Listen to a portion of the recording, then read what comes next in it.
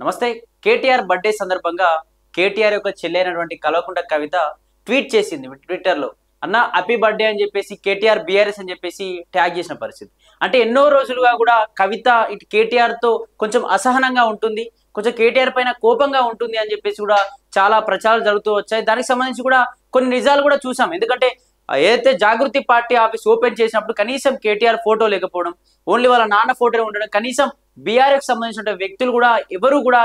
కవిత దగ్గరికి, ఆ party office దగ్గరికి కావచ్చు, కవిత ఇప్పుడు పెడుతున్నటువంటి ఏదైతే కవిత ఈ మధ్య కాలంలో ఇటు బీసీ నినాదంతో పాటు అలాగే పూలే విగ్రహాన్ని ఏర్పాటు చేయాలని చెప్పేసి, లేకపోతే బీసీలకు 42% ఏదైతే కాంగ్రెస్ పార్టీ కామారెడ్డిలో డిక్లరేషన్ ఇస్తారన్న 42% రిజర్వేషన్స్ ఇవ్వాలి అని చెప్పేసి, రాజకీయాల్లో పార్లమెంట్ పరిధిలో ఖచ్చితంగా బీసీలకు రిజర్వేషన్ కంపల్సరీ ఉండాలి రాజకీయంగా ఆర్థికంగా అని చెప్పేసి కూడా కాంగ్రెస్ పార్టీ అధికారంలోకి వచ్చినప్పటి నుంచి, బీఆర్ఎస్ పార్టీ అధికారం కోల్పోయినప్పటి నుంచి పోరాటం చేస్తూ వస్తా ఉంది. దీనికి సంబంధించి బీఆర్ఎస్ పార్టీ వర్కింగ్ ప్రెసిడెంట్ గా కేటీఆర్ ని ఎన్నుకున్నప్పటి నుండి కొంచెం అసహనంగా ఉన్నట్టుగా కూడా కనిపిస్తా ఉంది. ఎందుకు నిజంగా ఈమెకే ఇస్తే నాకే ఇస్తే బాగుండు అనే అభిప్రాయంలో ఉందా, లేకపోతే ఎందుకు ఈ విధంగా ఉంది అని చెప్పేసి చాలా వరకు కూడా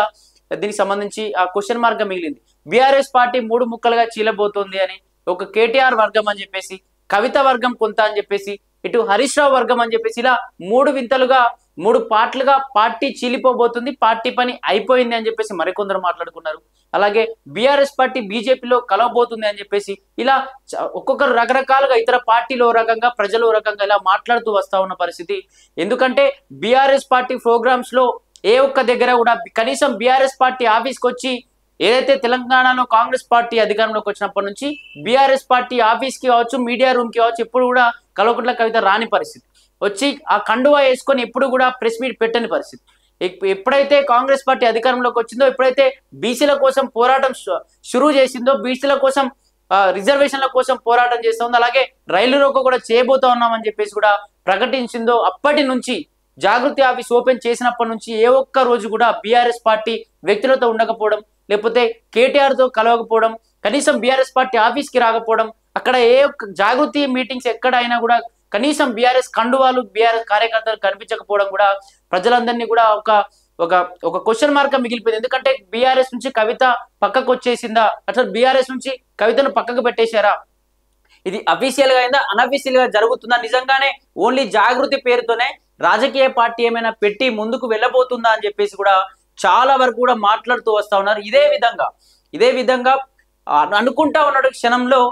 ప్రతి ఏటా ఇటు కేసీఆర్ బర్త్డే అయినా సరే, లేకపోతే వాళ్ళ ఫ్యామిలీ మెంబర్స్ ఎవరి బర్త్డే అయినా సరే, ఇప్పుడు ఈ రోజు అయినటువంటి కేటీఆర్ బర్త్డే కూడా ప్రతి ఇయర్ వాళ్ళ ఇంటికి వెళ్ళి కేక్ పెట్టి, లేకపోతే చిన్న వీడియో తీసుకొని కాలు మొక్క కార్యక్రమం, ఇట్లాంటి ఆశీర్వదించే కార్యక్రమాలు చాలా సార్లు ప్రతి ఏటా ప్రతి బర్త్డేకు చూస్తూ వస్తా ఉన్నాం. కానీ ఈ బర్త్డేకి కనీసం కేటీఆర్ దగ్గరికి కూడా వెళ్ళి కలిసే ప్రయత్నం చేయకపోవడం కూడా ఒక క్వశ్చన్ మార్క్ అయిపోయింది. ఎందుకంటే బీఆర్ఎస్ పార్టీలో ఎక్కువగా పని చేయట్లేదు కాబట్టి, బీఆర్ఎస్ పార్టీ వాళ్ళు కూడా కవితకు జాగృతికి సపోర్ట్ చేయట్లేదు కాబట్టి, కనీసం ఆ పార్టీ కండువాలు కూడా కవిత జాగృతి ఆఫీస్ లో కావచ్చు ఎక్కడ కనిపించట్లేవు కాబట్టి, పార్టీ ఏదైతే జాగృతి పేరుతో ఏర్పాటు చేసినటువంటి ఫ్లెక్సీలో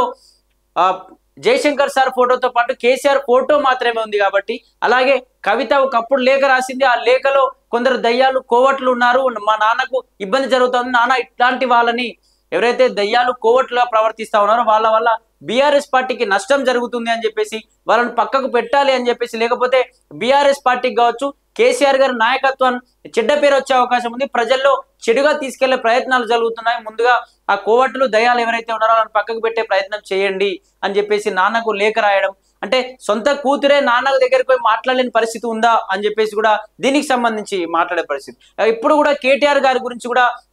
గురించి ఎప్పుడు మాట్లాడకపోవడం, లేకపోతే కేటీఆర్ పెట్టినటువంటి ప్రోగ్రామ్ లో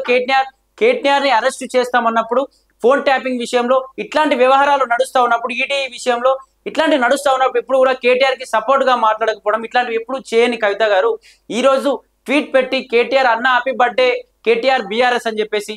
ఇట్లాంటి పెట్టడం ద్వారా కొంచెం పార్టీ వ్యక్తులకు కావచ్చు, బీఆర్ఎస్ వ్యక్తులకు కావచ్చు, లేదా జాగృతి సంబంధించినటువంటి వ్యక్తులకు కావచ్చు, నిజంగా మళ్ళీ కలవబోతుందా, బీఆర్ఎస్ తో కలవబోతుందా కవిత, కేటీఆర్ బర్త్డే సందర్భంగా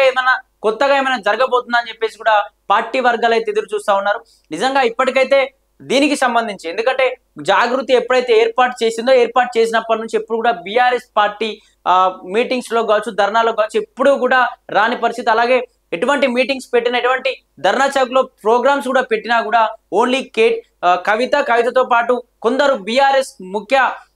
రాష్ట్ర నాయకులు మహిళా నాయకులు అలాగే కొందరు మాత్రమే ఉండేవారు. కనీసం అక్కడ బీఆర్ఎస్ కండువాలు కూడా కనిపించలేదు. అలాగే కవిత గారు పెట్టినటువంటి ఫ్లెక్సీలలో కూడా జాగృతికి సంబంధించినటువంటి ఫోటోస్ తప్ప, జాగృతికి సంబంధించిన లీడర్ల ఫోటోలు తప్ప ఏ ఒక్క బీఆర్ఎస్ లీడర్ కూడా ఫోటోలు లేని పరిస్థితి. ఆ విధంగా పార్టీ నుంచి కవిత పక్కకు వచ్చేసిందని, ఎందుకంటే ఒకప్పుడు అరెస్ట్ అయిన తర్వాత జైల్లో కొన్ని నెలలు ఉన్నది కాబట్టి నెలల నుంచి బయటకు వచ్చిన తర్వాత ఒక ఫేమ్ వచ్చింది కాబట్టి ప్రజల్లో కవిత పైన కొంచెం ప్రేమాభిమానాలు కావచ్చు, కొంచెం ఒక ఆడబిడ్డ, ఎందుకంటే మాజీ ముఖ్యమంత్రి కూతురు ఒక తెలంగాణ ఆడబిడ్డ జైల్లోకి వెళ్ళి వచ్చిందని చెప్పేసి ప్రజల్లో ఏమన్నా సింపతి కొట్టేసే ప్రయత్నం జరుగుతుందా అని చెప్పేసి కూడా ఈ రకంగా కూడా ఆలోచించే ప్రక్రియలో నడుస్తూ ఉన్నప్పుడు కేటీఆర్ కు విజ్ చేయడం అనేది నిజంగా వీళ్ళిద్దరు కలవబోతా ఉన్నారా, లేకపోతే ప్రతి ఏటా అలాగనే